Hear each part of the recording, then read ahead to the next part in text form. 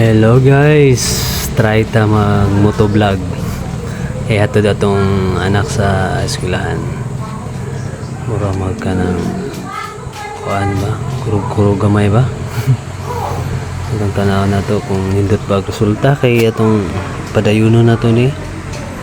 Well, kung magbiyahe ta guys, for the safety sa tua ug sa ubang tao.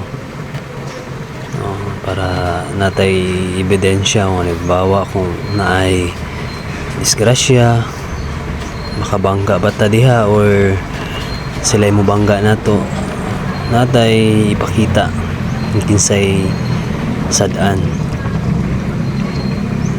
sa inyong pagtanaw guys. Nindot ba siya tanawon?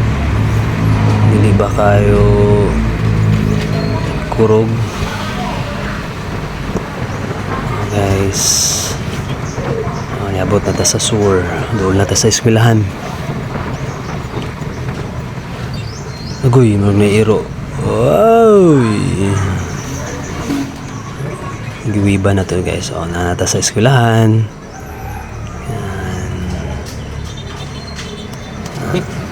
Atong inaog atong anak.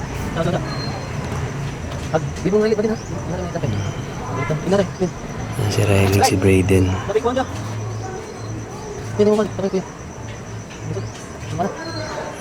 Okay. Ang babay na. Alright, balik na ta sa tuang Puloy-anan. Kay atong kwao na pod na ho ang ahong pinanggang asawa kay mo-duty siya. Mani ato ang daily task guys.